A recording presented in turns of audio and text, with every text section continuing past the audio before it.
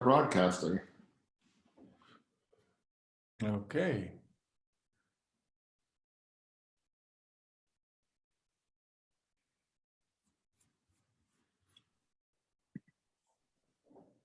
All right, we got some attendees rolling in.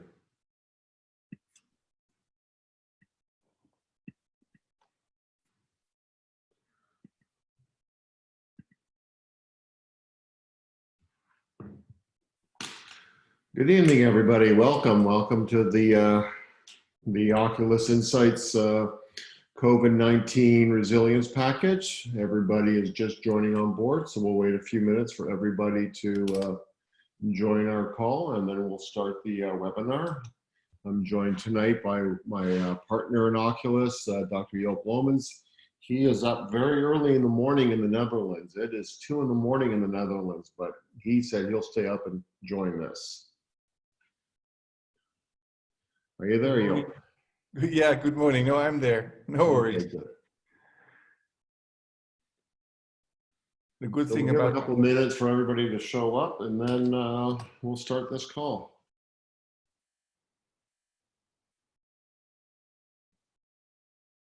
Nice to see some people that are returning again that were there before. When I would ask everybody that you have on the Zoom bar, there's two things you should be aware of. One is the Q&A. And if you could just put down there where you're from, that would help us. And then we will do a poll later on. But if you have any questions for either Joop and I, just go to the Q&A. And just write down your question. I'll be looking at that to make sure to see if there's any questions. And then we'll start up in a second here. We're just waiting. A few more people are joining on the call. I want to make sure everybody is joining us, and then we will jump right on in. So you see my presentations there. It's a couple minutes after Joop. I say we'll start. So what I will do is start with the first section here, and then I will pass it over to Joop for a little bit. So this webinar started from a blog that Joop wrote last week. And we don't plan our webinars too far in advance because we're trying to make them as timely as possible. Which makes it a bit of a challenge because our webinars are now RACE certified. So we're always scrambling to get new titles approved, but this one is RACE certified. So anybody here from North America who's concerned about RACE certification, you will get a point for attending this webinar. So there's a bit of a benefit. So Joop wrote a great blog last week on a framework that he learned at his business school. So maybe Joop, I'll pass it over to you if you can maybe explain to people the story of why you wrote that blog. Thank you, Mike. I think the reason I wrote the blog is that these times of crisis and important situations changing in life make you also ponder where we are going and how we can improve even during these bad times. So I got, at my MBA education, I got the COVID story about how to make decisions in spending your time. We're all veterinarians. We're all used to, I would say, minor crisis in our practice when customers start calling. And that's when I started to think about writing this blog on how to focus on things that are important and how to forget things who are not important, which is difficult. It's a difficult exercise, but I tried the exercise, I liked it, and I think it's very much applicable to our veterinary profession. So thanks. So from that, I said, Joop, we need to do a webinar on this because there's so much information coming to us, and really having a tool to help us make better decisions, I think will be really helpful for a lot of people.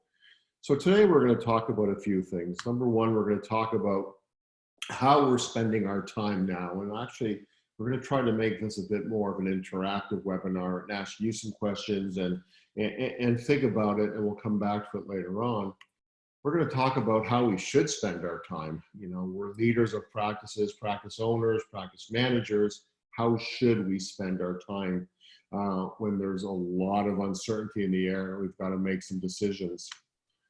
We're going to look at the time management matrix that Joop talked about in his blog. And then finally, we're going to look at some of the tools that we can use and some tips we can use that can help us make better decisions and give us the information we need to help us with information gathering and making decisions. So the question I have right now, and this is, I am just going to leave this out there, and there's a Q&A tab right now. So if anybody wants to write down on there, what are you spending your time on now? So I'm going to give a couple of minutes for people to type in there and go, what are you spending your time on now? So it is a couple of minutes. So let's just give everybody about 30 seconds to answer that question. And if you just want to use that Q&A panel on your screen, you can just send me what you think, what you're spending on. So I'm going to make sure it's anonymous. Some people saying trying to get telemedicine up and running, getting buy-in on that. Anybody else? Practicing work and client interactions. We'll wait for a couple more to come through. But even if you don't want to go into the Q&A, just write down now, what are you spending your time on now? We're going to come back to this in a bit. Office management and the practice management software, managing cash flow. Yes, and I think you'll like those who are worried about cash flow. You'll like the tool we'll talk about later on about that.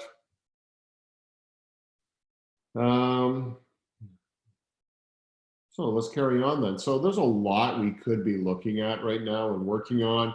Here's a bit of a list, applying for government assistance. I know in the United States, they've just opened up the Small Business Administration loan or grants for new businesses. I know being in Canada, that's one of the things we jumped on, managing staff, dealing with suppliers, right now cash flow is tight. We don't necessarily want to be able to pay our suppliers within 30 days. So we're having discussions. Can I extend my terms a little bit, go to 60 days? Social distancing protocols, trying to make sure our staff is safe, whether we're doing curbside pickup or we're still welcoming people into where we work. Phone calls, emails, client complaints. I don't know if it's me, but I've noticed a lot of our clients, just like us, we're a little bit further on edge, maybe not as polite or as accommodating. And I understand that because, boy, everybody's underneath a lot of stress. Keeping the office clean, sanitized, and just plain worrying. Boy, there's a lot of unknowns, a lot of uncertainties there. So I know a lot of time is just spent thinking, and sometimes too much thinking. So I would like right now to think about this for a second. I have two questions I'm going to talk about right now. And I'd like everybody to think about that. So the first question is, what is the one thing you could do that would make the biggest difference if you started doing it today to you personally? This is just for you personally. So I'm going to wait about 30 seconds and let people discuss this, and just write it down on a piece of paper beside you of what is the one thing that you would do or that you could do that would make the biggest difference for you personally. And then the second question, which is very similar, so I can go to it. What's the one thing that you could do that would make the biggest difference to you professionally or to your business? So let's look at ourselves personally, and let's look at our business and go, what could we do that's different?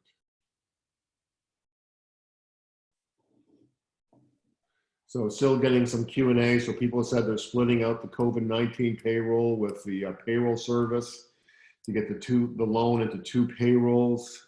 One person said blocking out time. This is a good one, where I'm not dealing with anything COVID or work related, as it seems 24/7 now. So that goes back to that first question, is what would you do for yourself personally? So, all right, if everybody has written that down, we'll carry on. I think when we start looking at decision making, I always come back, and I think about this often as a quote the late Steve Jobs said, is deciding what not to do is as important as deciding what to do. And when Steve Jobs came back to take over Apple. This is back in the late 1990s, early 2000s, and Apple had a lot of product lines. And Steve Jobs got together 100 of his top executives, did an offsite group there to say, okay, what are we going to do to change this company? What are we going to do to turn it around? And basically he got them, and they made a list of the top 10 things they should be selling.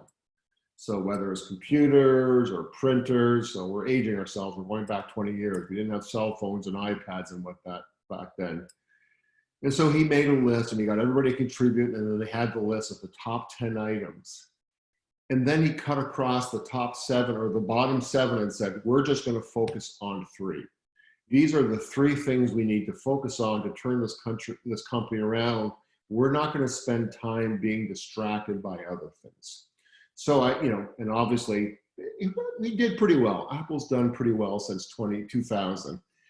So I think having that mindset of what we focus on and what not to focus on is really, really key and really, really important.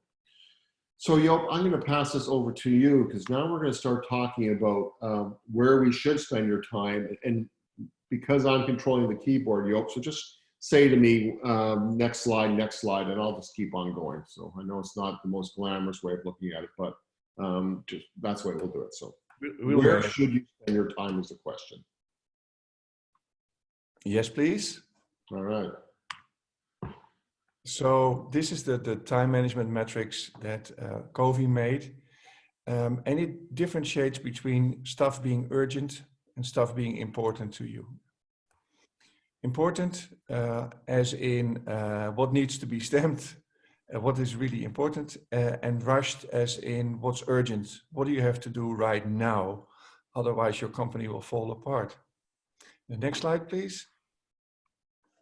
So here we go with stuff that, or what we would consider to be important. Yes, Mike? The next one, please. Result based. So results on things that are important for your practice, whether that's the financial result, whether that's getting your goal, things that contribute to your mission and vision. Are you really doing stuff that does connect with your mission and vision, or is it stuff that is just distracting? Yes, the next one, please. Mike? Yep, there we go. Yep. So, as I said, stuff that really contributes to your overall goals and strategy. And you can really identify them relatively easily. Next, Mike.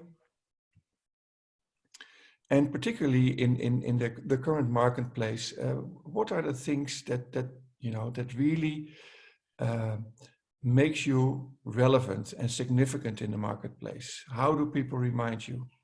And coming back to the future of your practice, how can you remain sustainable? So what are the things that really contribute to the sustainability of your practice? And those are relatively distant goals, but on the other hand, they're also very, very close. So these don't look like things that are important. Don't look like they're very immediate. Like they're not like you've got to do now, but they're more. It seems to me that these are very big picture things you're looking at. I would say it's more overarching, the bigger goals and the bigger picture of your practice. Yes, Mike. So. And then we talk about, stuff that really needs immediate action. I mean, when COVID started to hit our planet in different parts of the world, there were moments we had to respond immediately.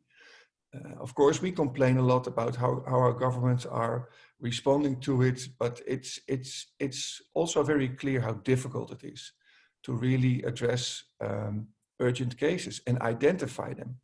They need to have a sense of emergency, and given the number of victims that we have from the COVID, it's very clearly that it needed urgency, but we had no idea where things were heading, but we had to respond. And as our Dutch Prime Minister said, we have to make 100% of our decisions right with only 50% knowing.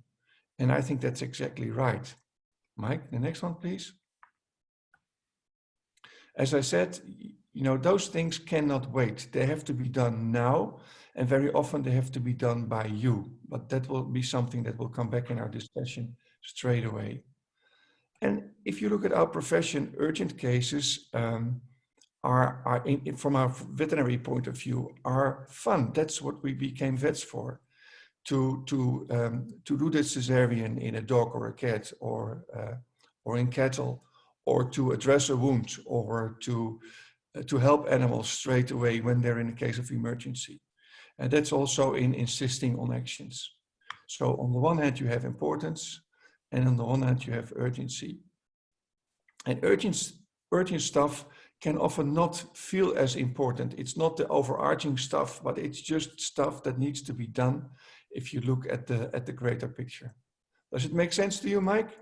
Yeah, that makes sense, because now there's the urgent is the more immediate, whereas the important sometimes are not necessarily immediate. And so that really ties into this next slide that we're going to put up. This is where the matrix comes in, and we have 4 quadrants. On the horizontal axis, you'll have urgency and non-urgency. So on the left side, you have the urgent matters, and on the right side, you have the not so urgent matters.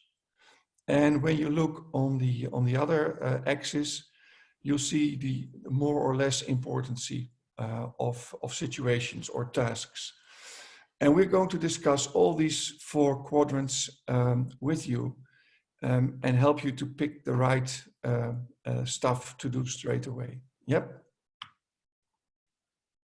So as we said, important and urgent, well, that's exactly where we are with our crisis. If you do not think about it, if you do not act immediately, you'll have to close down your practice, or you are not allowed to have a practice with the current situation.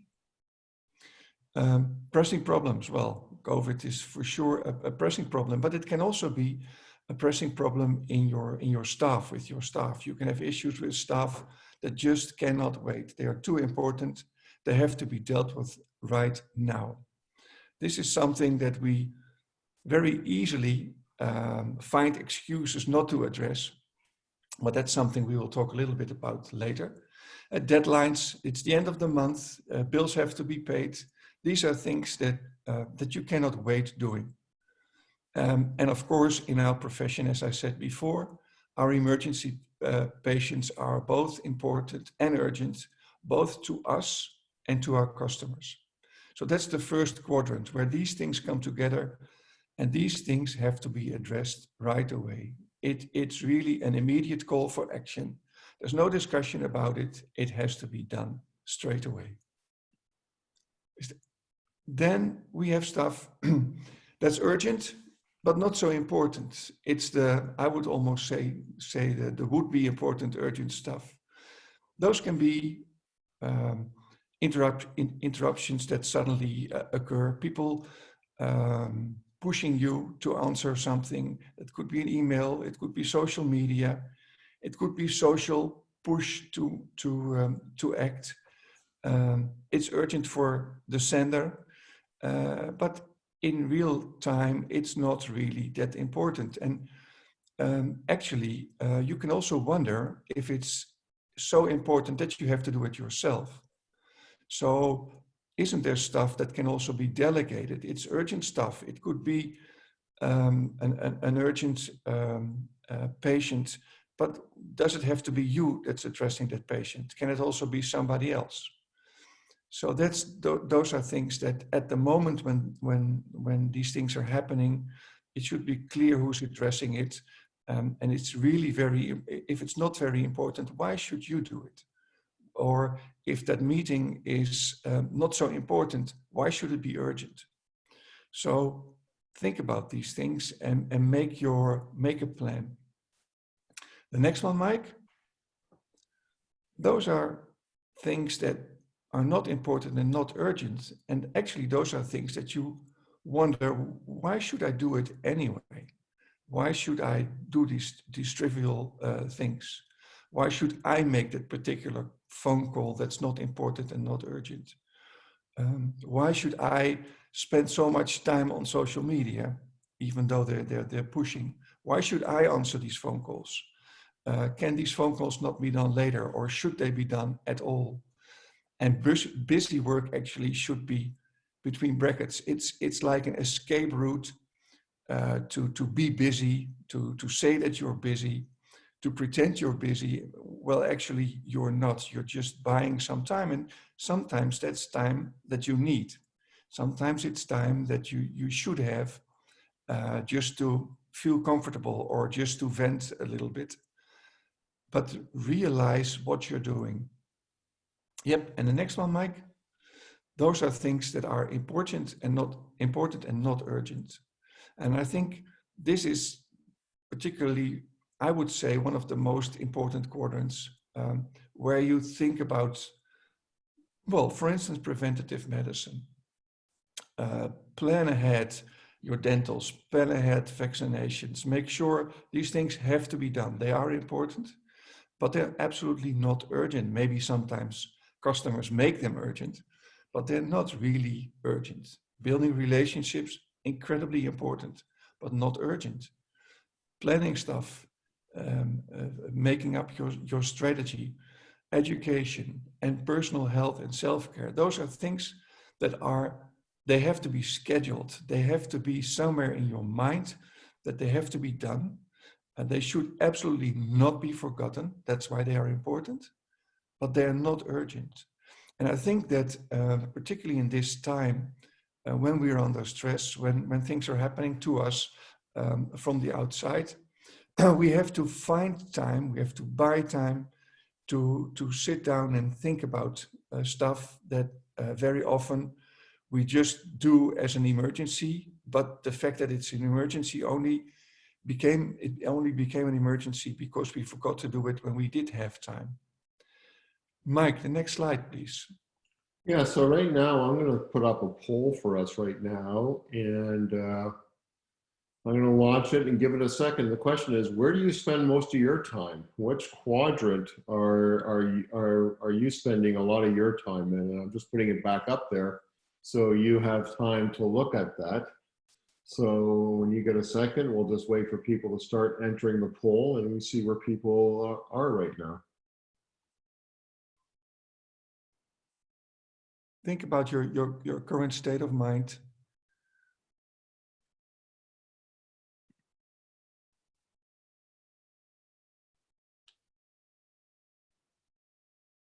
We've got a few more people. We'll just wait for them to sign into the poll. But right now, it is looking like, oh, we have we're starting to have a real mixture. Not many people are in quadrant 3. The majority of people are spending it in quadrant 2. Then it's split between quadrant 1 and quadrant 4. All right. Well, now we got some people. Now some people are starting to be honest and just say, yeah, I spent a lot of time in quadrant 4, quadrant 3. But I would say about 60% of the people say they spent their time in quadrant 2.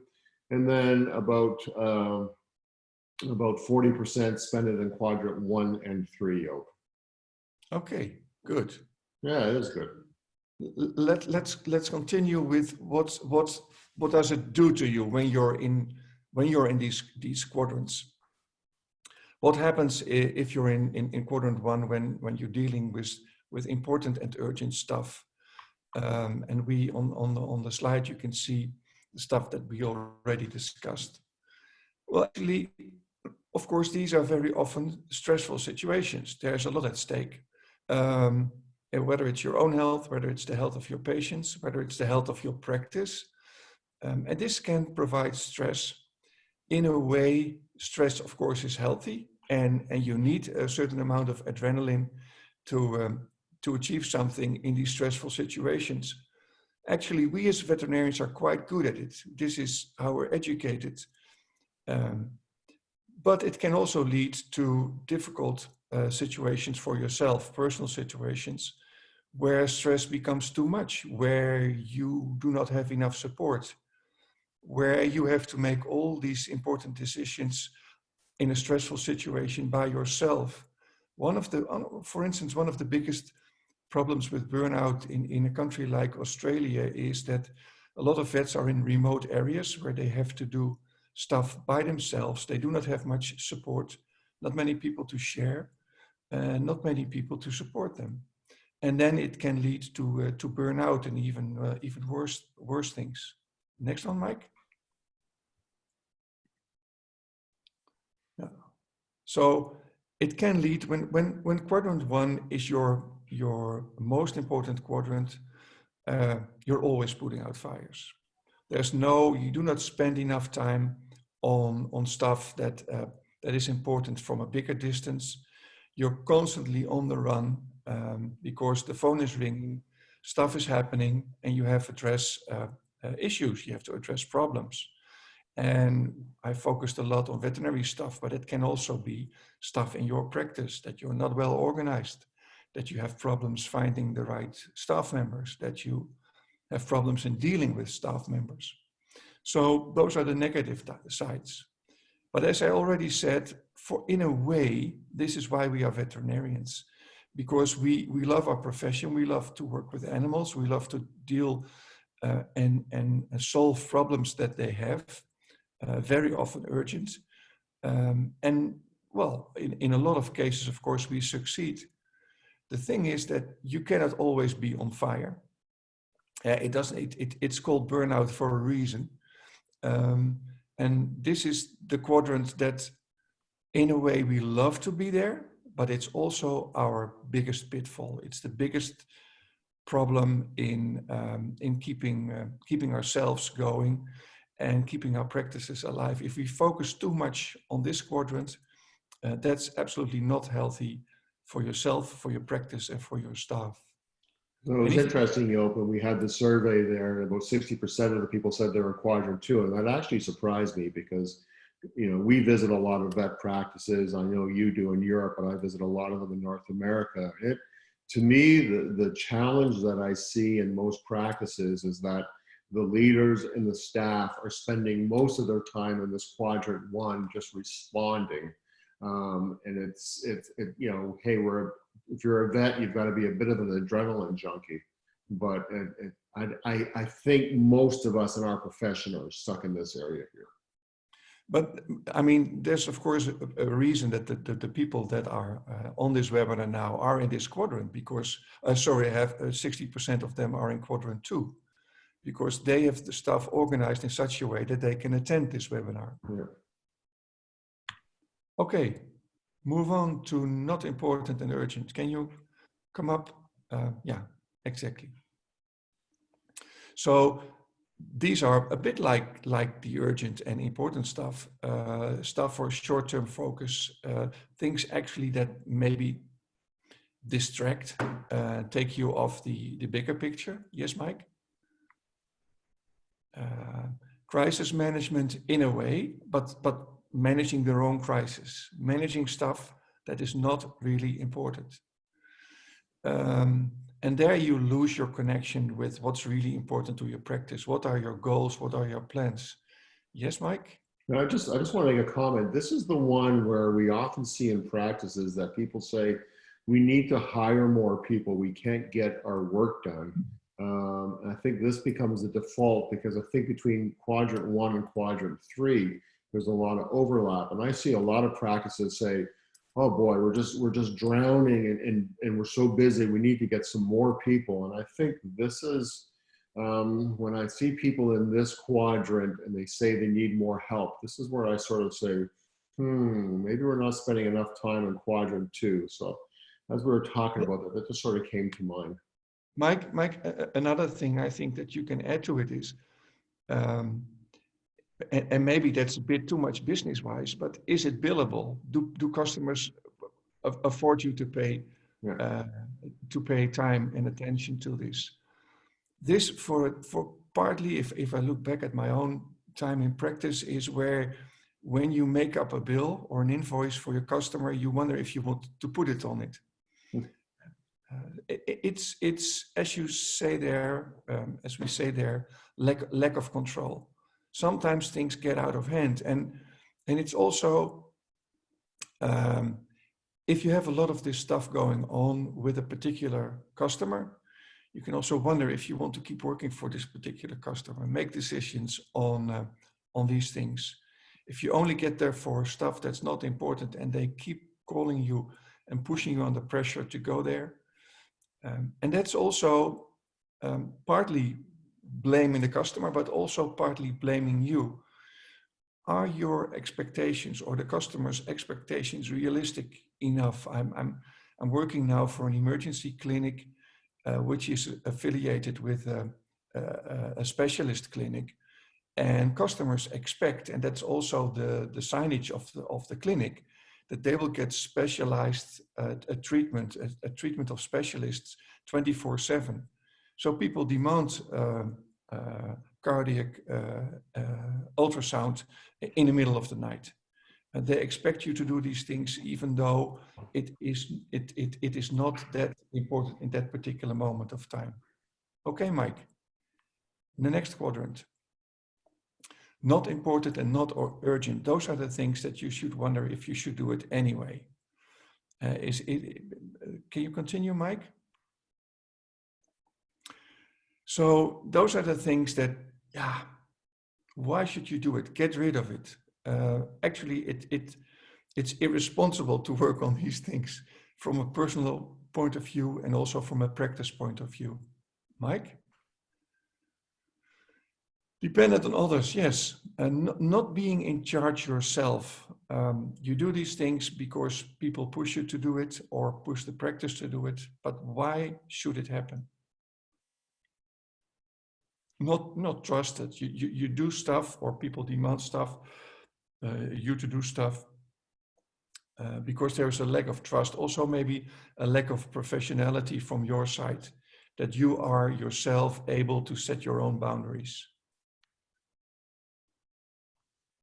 But now we go to the quadrant that most of you are. We see as the most important quadrant for sure. Think about where you want to be. Where do you want to go as a practice? Take time, not only for yourself, but also for your staff to understand what the vision of your practice is. If you ask people in a practice, and we do a lot of employee engagement surveys, and we do a lot of personal interviews of staff, and you ask them, does the practice share the vision of the practice? Do you know what the vision of the practice is? And very, very often the owners can come up with a nice line, if they can. Sometimes people have to look on a piece of paper, and very often it's not being shared by their staff. So it's nice to have these big ideas, but share them. Share the goals that you set as a practice. So make sure that everybody comes in. And also, if you have these things, also be accountable yourself that you reach these goals. Be accountable for your own professional and private behavior. Make sure that you meet these expectations. If you have really set these expectations, then you're accountable for sure. And make sure that it's in balance, that you can also make it happen, that you can also, that it's achievable, and that it doesn't come as an expense. Discipline, I see a bit as the same as accountability. Have the discipline to do the stuff that you want to do, and also have the discipline, not only for yourself, but have a culture of discipline, control, balance, accountability, where it's the right thing to say to each other, hey, wait a minute, I know that you're very enthusiastic about what you're doing now, but this is not really what we agreed upon, is it? And find a nice way to share these things with each other. Have a system in place where these things are monitored. And monitored sound a bit, vets don't want to be monitored. But having the discipline yourself, or having the discipline as a practice owner or as a group of people, I think is incredibly important.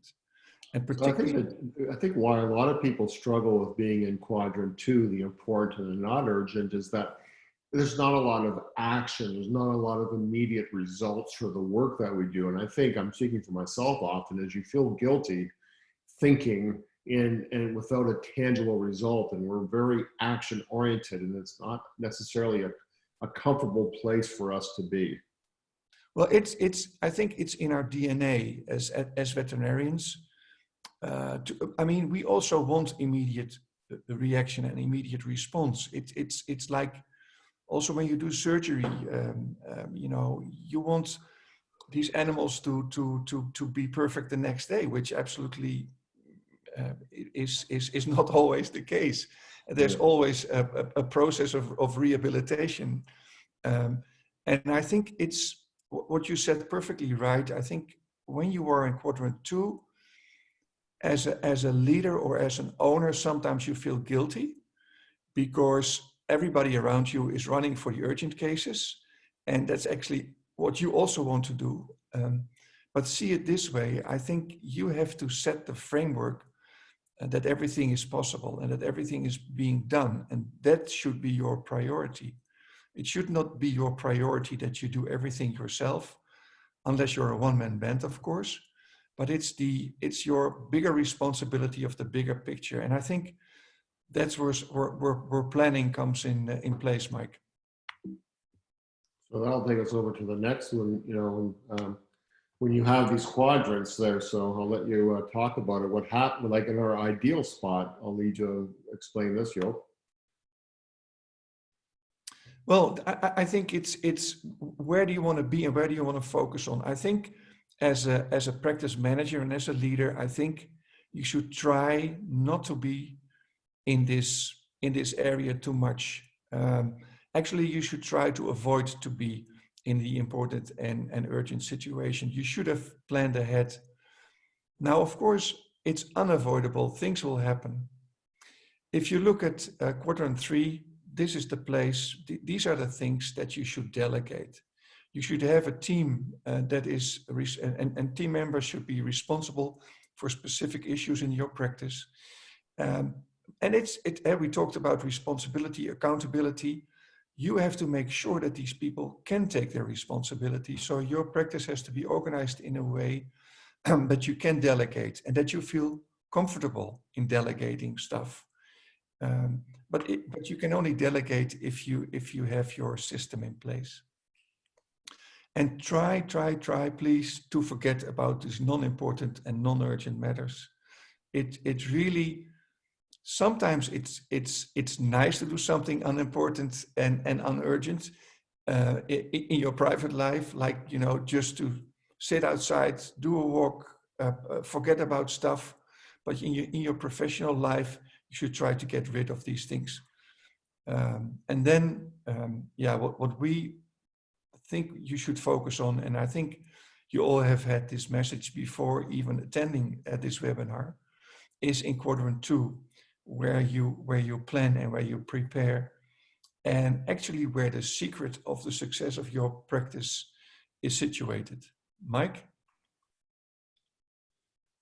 So it's obvious where you should be, and you know, I think, you know, 60% of you are there, but I bet you all of us could probably spend more time there. So, you know, I read this quote today, and I thought this was pretty spot on. Pierre Drucker is one of the foremost business thinkers of the 20th century, and he basically said, effective people are not problem solvers; they're opportunity minded.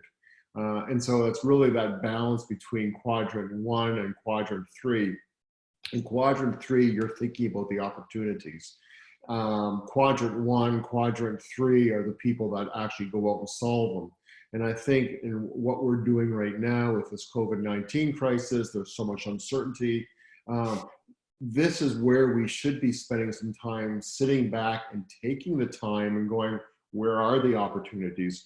You know, as we have talked before, the whole idea of us putting together our resilience guide is that we want veterinarians to come out of this pandemic well positioned to do exceptionally well. And I think by taking the time to spend more time on opportunities, we'll all do a lot better. And I think the more you spend in quadrant 2, thinking, planning, making sure you know where you're going, you're preparing, and so you're less called into quadrant one to deal with such urgent things because you've already planned how to deal with things as they come along.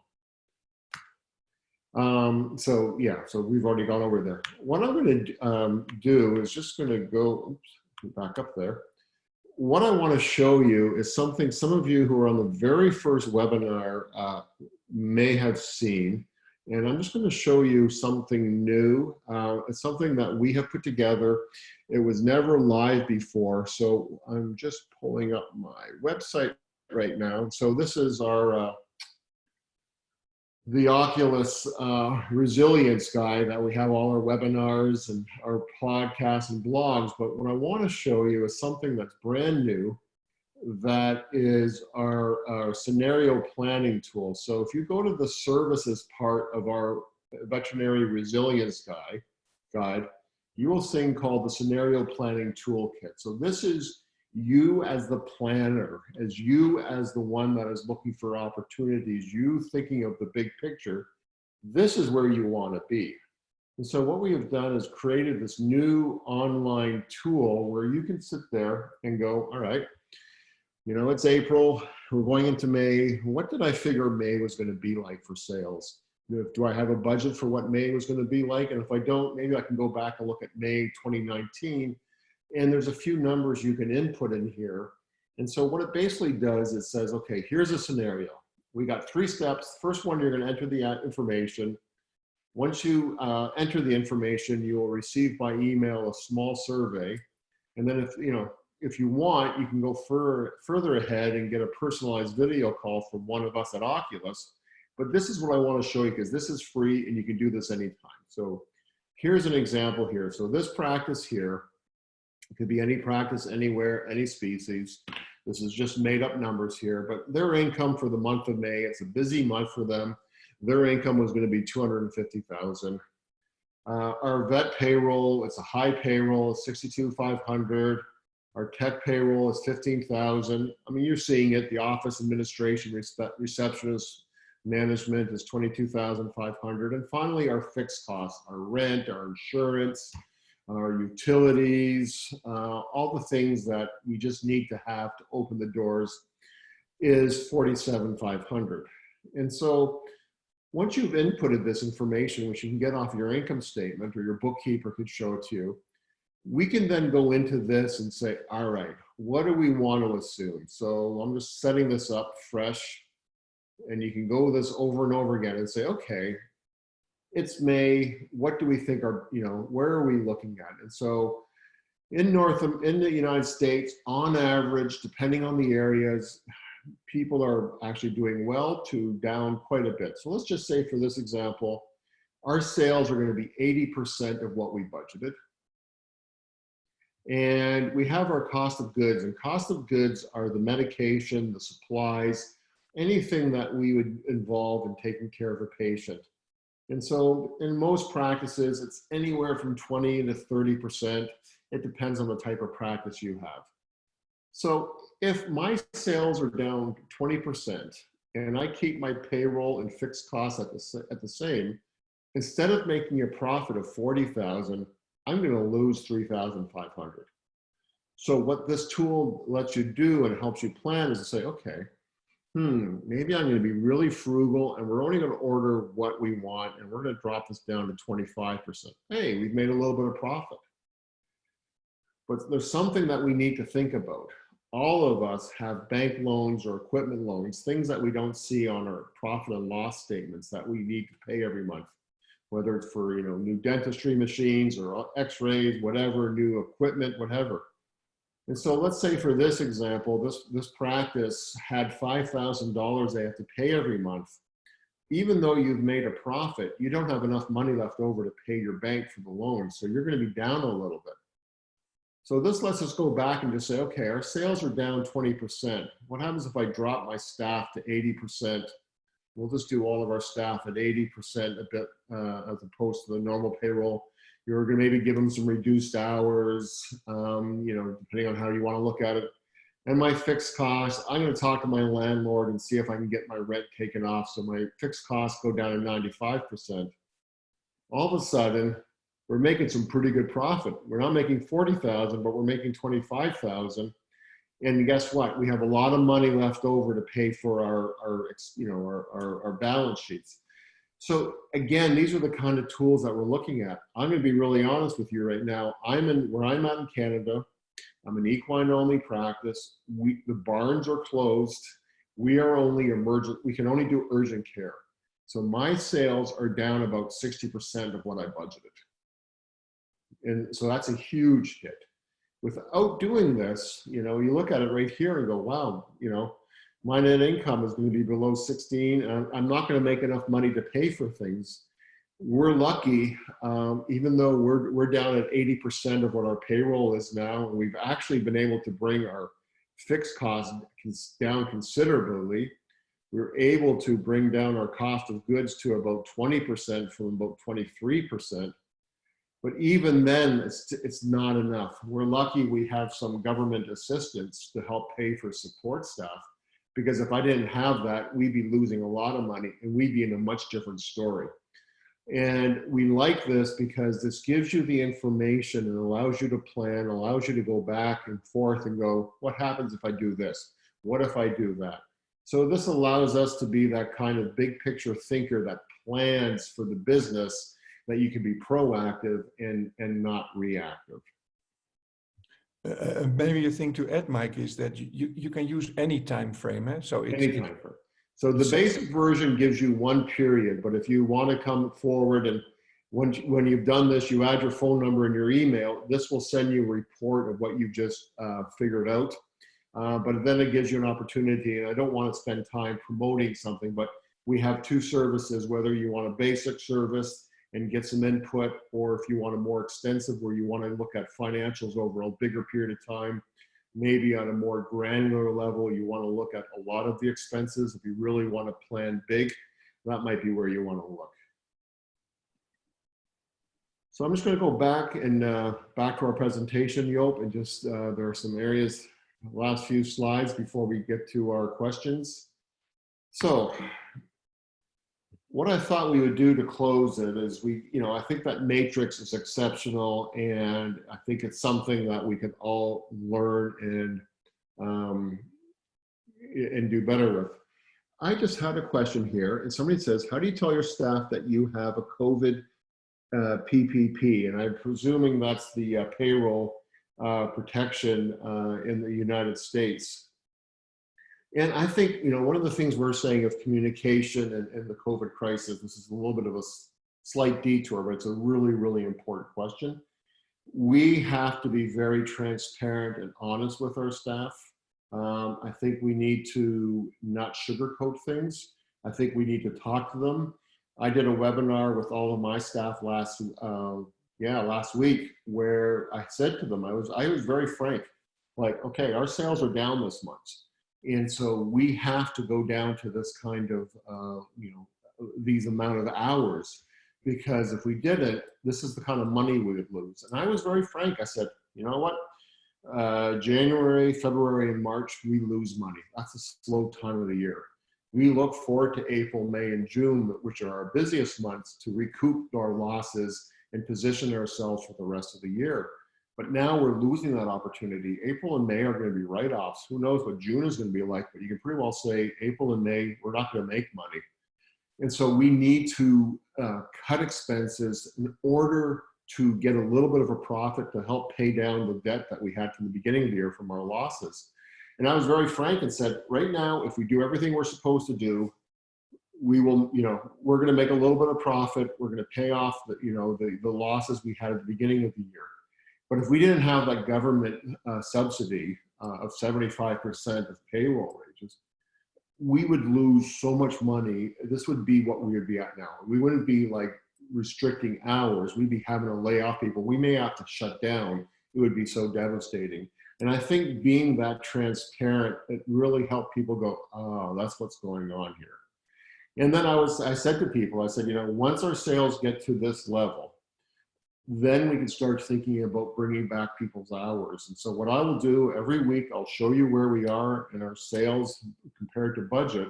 And so you're prepared when, I'll be frank, and if we're in a good place, we'll start bringing people back. If this carries on longer than we thought, who knows? But what I was able to tell them was that, if the government subsidy exists and our level of sales stay the same, we can continue on like this for several months. So it gave a bit of confidence that nothing drastic is going to change, but it also let them know that, this is some serious ramifications for our business. And since then, I think everybody is really on board and is coming together and gets what we're trying to do. I think, So let's like, go over some of the time management tips. I've pulled some from several people, and I think these are ones that if you just take one or two of them, I think these will all be very helpful. One of the things that we do as veterinarians is that we like to do a lot. And this is sort of that hint from Steve Jobs of have 3 things on your big list. Focus on 3 things. Don't add anything to your to-do list or to your project list until either you get rid of one of the 3 things, or you say, this is so important, I'm gonna postpone doing one of these things. If you're just working on 3 things, you can give your energy to them, you can be focused on it, and you're not distracted so much. So I really keep it a rule to myself. There's only 3 things I'm gonna work on at any given time. If you need me to work on something else, I gotta drop something. This really goes back to that number 2, that is, whatever I'm doing, is this helping me do any of these 3 things? So if you're making your to-do list or you're scheduling yourself for the day, really go into it. Is this going to help me? And, so having that mindset of, okay, these are 3 things I'm working on. Whatever I'm going to do today is going to support them. If it's not going to support it, why am I doing it? Because then we're in quadrant 3 or 4. Why am I doing it? Somebody else do it? Does this need to be done? The other thing is I schedule the time for quadrant 2 stuff. Like I will put in my calendar, my Outlook or my Google Calendar, all right, I'm going to spend 2 hours on project A in the morning, and I'm going to spend an hour on project B in the afternoon, and I'm going to do project C tomorrow.